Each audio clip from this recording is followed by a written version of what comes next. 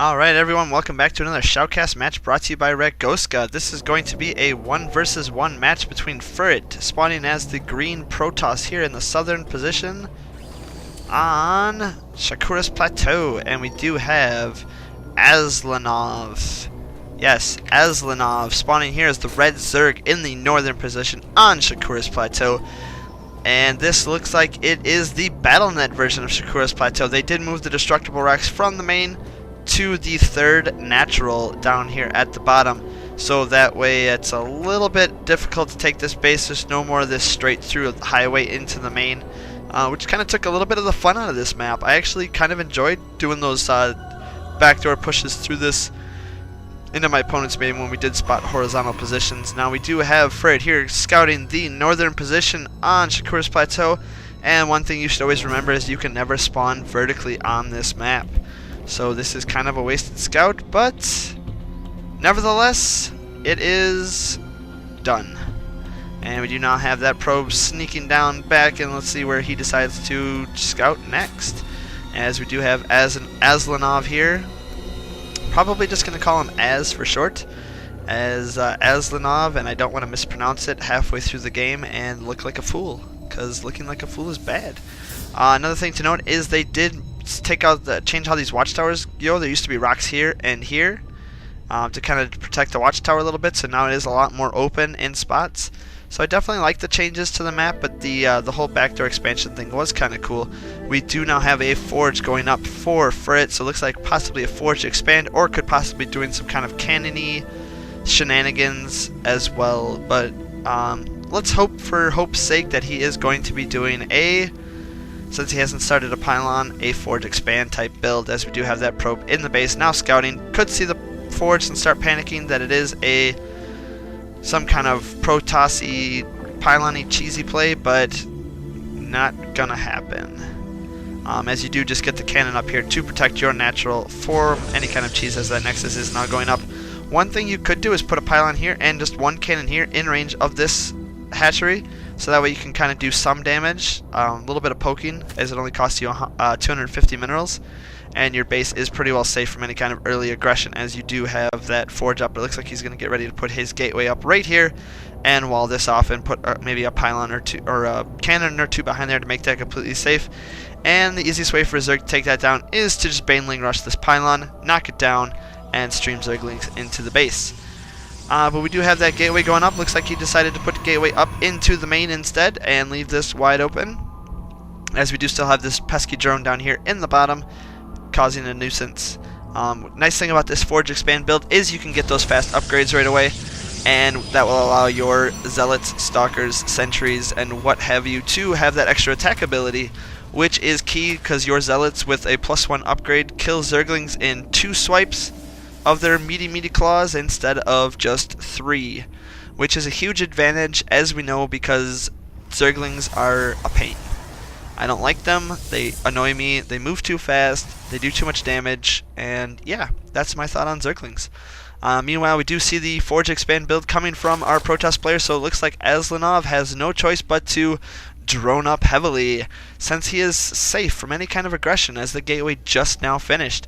And we do probably have a Cybernetics core coming up right now. There it is from Furret, the Cybernetics core, and getting that second assimilator going up, so some kind of tech play. Could be seeing some Phoenix type harassment, Phoenix Void Ray. Might want to set a rally point for this Nexus, as your probes are just kind of chilling outside waiting for that command to be issued. There it goes. Now we're getting that rally point set up. There it goes. Rally point is being set up. No drone transfer, or small probe transfer. Looks like there's a probe transfer. And we do now have a second pylon going up, so that will keep at least this one cannon in power if this one cannon or pylon goes down. But the forge last will be without power, and we do now have Roachhorn going up for Aslanov, as well as getting his metabolic boost upgrade, and that first stalker is now underway. One thing we could see from our Zerg opponent, one thing I have seen programmers do, is if you see this kind of forge expand build, you know there's not really any kind of aggression coming up, and since you would be on even bases with a Protoss, and that's something that Zerg does not want to do, is just go ahead and throw up another hatchery right away at this next base, or even this base right here, just because you know that you're not going to be attacked anytime soon. As if we look, the Protoss player has 1 zealot and 1 stalker in his entire army right now at the 7-minute mark. So you could easily take a 3rd hatch or even a 4th hatch at this same time and be completely safe from any type of aggression as soon as you rule out that kind of cannon play. But we do now have a 4th gateway, 4 gateways being built, as well as getting a Warp Gate Research. Yeah, there it is, Warp Gate Research. I thought he was getting a Robo Bay, but I'm definitely mistaken, as I do not see a Robo Bay, and getting that Protoss ground weapons level 1s. And that's, here comes that Stargate. So it looks like we do have some kind of Stargate-y type play coming up. Possibly could be seeing some Phoenix Void Ray harass, which is very devastating to the Zerg early game, as the only anti-air they have are those Queens. And if you do get some good scouting here from our Zerg player, he will know that's coming and get some Spore Crawlers up to help defend. But as he has no Overlords anywhere near, has no idea that this is coming up. Definitely want to make sure you get some Overlords nearby your opponent so you can get as much scouting information as possible. Switching back over to the NA1 cam, we do have this one probe here sitting at the Zelnaga Watchtower. What I would do with this probe is be sneaky, throw a pylon up here, just because there's, you know, I mean, it could get scouted, but as soon as you get vision of this high ground by building an observer, you could just warp in units right in here in the high ground and be so devastating to your opponent. Possibly even put the pylon here or here, you know, anywhere where you can just get some kind of sneaky warping going on. But we do now have a Phoenix and a Spire going up, as well as getting Roach movement speed. +1 weapon attack is now just about finished. A couple other sneaky things that you could do in this map that I've seen is put a pylon maybe here, which should have just enough power that you can warp in a Zealot or 2 up here on this high ground and do some harassment of the probes. But we do have a small Roach force moving out here, 15 Roaches. I'm going to push up into this natural, which is probably not the safest idea. These Roaches are going to get taken out and not do hardly any damage. The Phoenix has enough energy, can lift up at least 1 Roach, but he's so far ahead right now with the Stalker Ball sitting here. And Stalkers do bonus damage against Roaches, especially now that they have the +1 attack. They're doing 15 damage a shot versus the Roaches are only doing 16 damage a shot. And life is about the same, 145 to 160. So it looks like the Roaches will definitely reign supreme here, and allowing those Zealots to get right up against those Roaches. Quite a bit of damage being taken from both players, as Aslanov deciding that this engagement is not worth his time and pulling back. Looks like he just wants to keep a small contain here on the Protoss player. Now ground armor level 1 going up, and it looks like he decides to push in here again. Zerglings force rushing in. That force field does force field that off, so no more Roaches can get in. Lifting off that weakest of the Roaches, probably not the best idea. Might want to try to target a slightly stronger one, but as that Phoenix did.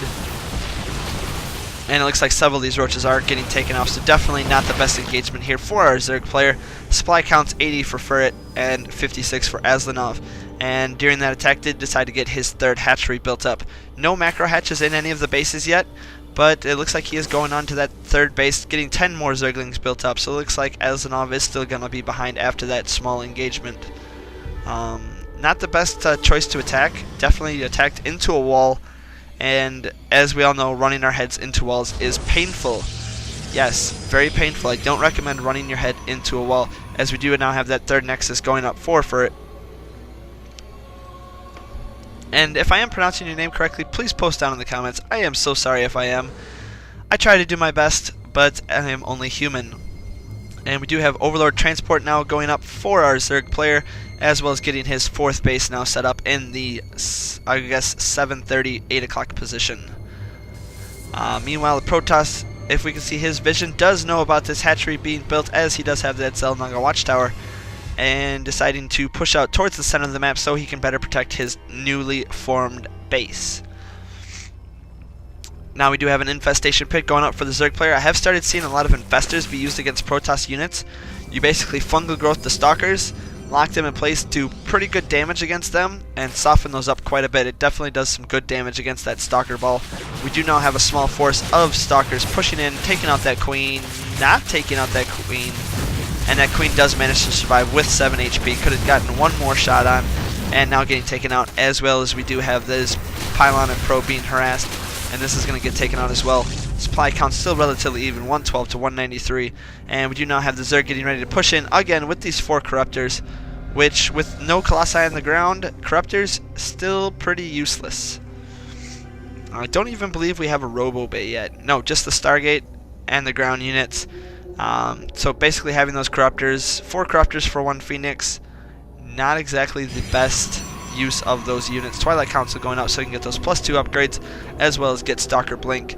And we do have the 1 Void Ray moving across the map. Could easily do some damage to this force if it wasn't for those Corruptors, so I guess it's a good thing he's got those, knowing that there was a Stargate on the field. But probably an overcommitment at this point, as Corruptors do very good against Colossi. Not so good against Void Rays. They only do 14 damage per shot to the Void Rays, as the Void Ray is just armored and not massive. Meanwhile, the Void Ray does do bonus damage to that Corruptor, as it does bonus damage to armored. Currently have the Zerg player. Looks like he's getting ready to go for... Just got the Watchtowers. Does it look like he's going for a counterattack? Possibly to loop around here. The Protoss player does know that this army is there, as it was spotted by that 1 roaming Phoenix. Zerg deciding to push out across the map in another position. Could easily send his Zerglings up to the 3rd base and then use the Roaches as blockers. Looks like both players just jockeying for position right now to see who's got the better army control and where to best engage each of the armies, as this Stalker ball is starting to grow, and grow it has no Robo-Bay tech yet for our opponent, as we do not have those Zerglings streaming into the natural expansion here, only to find 3 probes and a Nexus with full Chrono Boost energy. But we do now have the Stalker Zealot Sentry Force pushing up here, going to take out those Zerglings. Definitely could be a way for the Protoss or the Zerg player to counterattack, is wait till those units go up there and then push up into the ramp of the natural while he pulled his army away. Would have been a pretty good attack scenario, but it did not happen, as these Roaches do now have, looks like, burrow movement. I believe that's what happens when they change the face shape like that, is they can now burrow and move underground. Getting a good surround on those Protoss units, doing quite a bit of damage now. Choosing to pull back and re-engage differently. Looks like the Protoss is going to get the better concave here, and now he is putting those units to work. Those Void Rays starting to get charged up on those ground units, lifting off Roaches. And we do have more Roaches here streaming down, lots more Zerglings, and those Corruptors. Corruptors going to get to work on those Void Rays. Meanwhile, it looks like we do have those Stalkers slowly starting to get taken down, as we do now have more Stalkers reinforcement from Furret. And it looks like these Roaches are going to get taken out here, but at what cost? 26 more Zerglings now in production, probably going to be streaming into this battle. And it looks like those Roaches are now getting taken down. Meanwhile, we have the Corruptors here working on those Void Rays. Now the Corruptors are going to get taken out by those Blink Stalkers. And it looks like, do we see any kind of... No Blink Micro yet coming, as he did blink into that battle. And it looks like these Roaches will now be able to pick out those Stalkers, but deciding to choose to retreat with those Roaches. And we do now have more Stalkers reinforced in this engagement here, and it looks like this is going to get picked off quite a bit, as these Stalkers are firing as fast as they possibly can to take off as many of these units as possible. Blinking back up to the high ground, Zerglings surrounding these Stalkers, doing massive amounts of damage. 69 to 61 supply currently right now.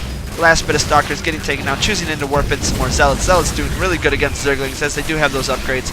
Now Chrono boosting out +2 weapons for our Protoss player. Zealots going to work on those Roaches, as the Roaches are now kiting the Zealots back. And it looks like this 1 Roach is now taking out both players.